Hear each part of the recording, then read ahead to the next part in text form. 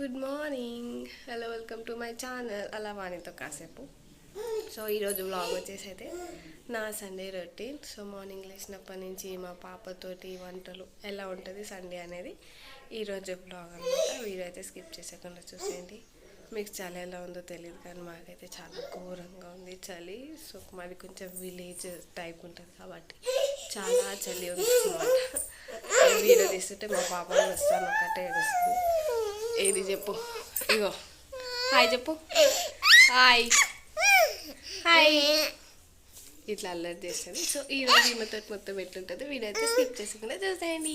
Test చేసుకోవడం అవన్నీ అయితే కంప్లీట్ అయిపోయినాయి. సో నేను గిన్నెలు అయితే ముందు రోజు అయితే తోమేసి పెట్టుకుంటా. సో డైరెక్ట్ ఇంకా వంట దగ్గరికి వచ్చేసాం. ఇంకా ఈమె కోసం అయితే పాలు అయితే బాయిల్ చేస్తున్నాం. సో అవి అయిపోయిన తర్వాత నెక్స్ట్ చట్నీ స్టార్ట్ చేసి తర్వాత దోశలు పోసుకోవాలన్నమాట.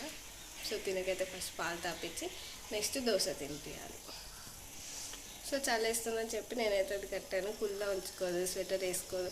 ఇదైతే కడితే జర ఉంచుకుంటుందని చెప్పి ఇదైతే వేసాను అనమాట. నెక్స్ట్ కూడా స్కిప్ చేసేయకుండా చూసేయండి. నేనైతే ఇంకా చట్నీ కోసం అయితే పల్లీలు అవన్నీ వేసి వేయించుకుంటున్నాను. ఇంకా దాని మీద ఏమో మా పాపకి పాలు అయితే బాయిల్ చేస్తున్నాను అనమాట. సో అన్నీ అయితే వేపేసుకొని ఇప్పుడైతే మిక్సీ పట్టేసుకుంటున్నాను.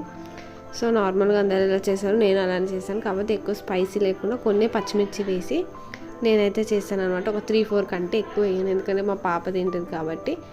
సో అందుకని చెప్పి తక్కువ వేస్తాను. సో అలా అయితే నేను చట్నీ చేయడం అవన్నీ అయితే కంప్లీట్ చేసేసాను.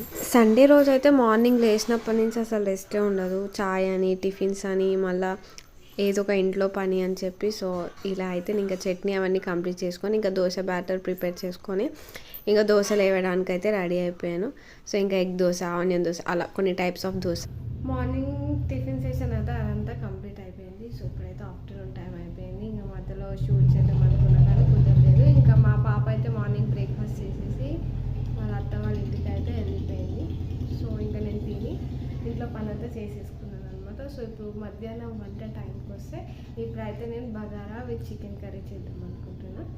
బగారా కోసం అయితే నేను బియ్యం అయితే వాష్ చేసి పెట్టాను. ఇప్పుడు ఆనియన్స్ అవి కట్ చేసుకుందాం అనుకుంటున్నాను. సో పక్కా తెలంగాణ స్టైల్ బగారా అయితే ఉత్తి పుదీనా పచ్చిమిర్చి వేస్తారు. సో నేను కొంచెం మిక్సర్ లాగా ఇంకా పులావ్ లాగా సో దాంట్లో ఆలుగడ్డలు అవి కూడా వేద్దాం అనుకుంటున్నా.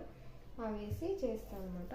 సో ఇప్పుడైతే అన్ని కట్ అయితే ఇంకా నేను ఆనియన్స్, పొటాటోస్ ఇవైతే మొత్తం పీల్ చేసేసుకొని ఇంకా తర్వాత అయితే కట్ చేసుకున్నాను అనమాట. సో బగారాకి ఎలా కావాలో అలా స్లాంట్గా కట్ చేసుకున్నాను. ఆలుగడ్డ ఏమో క్యూబ్స్లో కట్ చేసుకున్నాను అనమాట. సో ఇంకా పుదీనా కూడా చెట్టుది ఫ్రెష్ది కోసుకొచ్చాను. సో ఇంకా అది కూడా కోసుకొని అన్నీ వాష్ చేసేసుకున్న తర్వాత కట్ చేసుకున్నాను.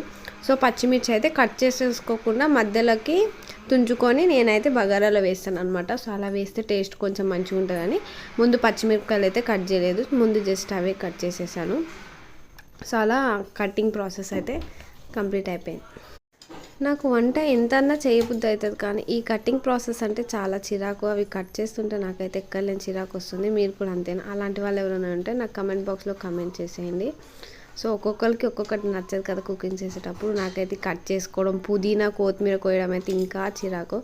ఇంకేదో ఈరోజు బగారా చేస్తున్నాం కదా అని చెప్పి మా వారికి అయితే కొత్తిమీర పుదీనా ఎక్కువ వేస్తే అయితే కర్రీస్ ఏం తినడు. సో ఈరోజు మా మమ్మీ వాళ్ళు వస్తున్నారని చెప్పి అవి వేసాను. ఏదో అప్పుడన్నా ఒకసారి వేస్తే తింటారు అనమాట. సో అందుకని చెప్పి ఈరోజు పుదీనా వేసా. కొత్తిమీర అయితే మొత్తానికి అవాయిడ్ చేసేస్తాను అనమాట.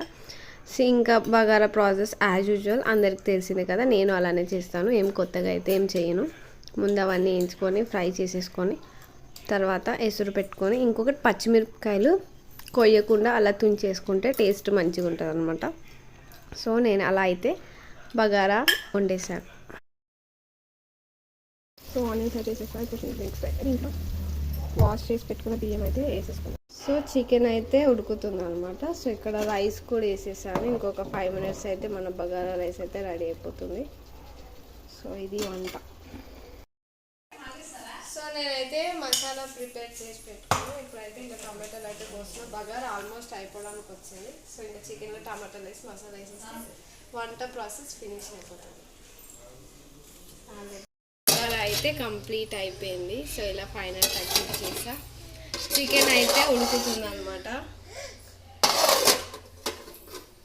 సో ఫైనల్గా వంట సెషన్ అయితే అయిపోయింది. ఇంక ఇప్పుడు ఫ్రెష్ అవ్వాలి. ఫ్రెష్ అయ్యి ఇంకా మా మమ్మీ వాళ్ళు వచ్చాక రిసీవ్ చేస్తాను. చేసుకొని అందరితో కలిసి లంచ్ చేసేయడమే. ఈ లోపు నేను పొద్దున పిలిస్తే దోశలు తినడానికి ఇప్పుడు వచ్చింది. సో తనైతే దోశలు వేసుకొని తినేస్తుందంట. మనం ఫ్రెష్ అయిపోవడానికి వెళ్ళిపోతే అయిపోతుంది. So don't skip the video. నా పాటికి నేను వంట చేసుకుంటే ఈమె పాటికి ఈమె ఇల్లంతా తిరుగుతా చెత్త చేస్తుంది ఇల్లంతా.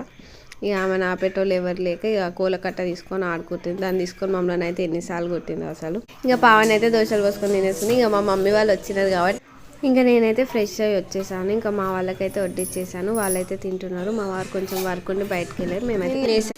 మా లంచ్ అయితే కంప్లీట్ అయిపోయింది. సో మా పాప అయితే మా మమ్మీ వాళ్ళతో మంచిగా ఆడుకుంటుంది. సో వాళ్ళు వస్తే నాకై రాదుడైతే అస్సలకే ఉండదు మా పాప. ఇంకా వాళ్ళతో టైం స్పెండ్ చేస్తూ అలా ఉంటుంది. సో ఇలా అయితే నా సండే రొటీన్ ఉంది అన్నమాట.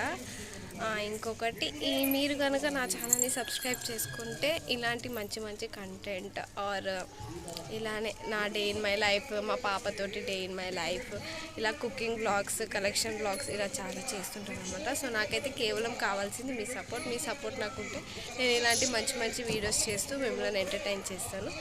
So until then see you next blog. Bye guys.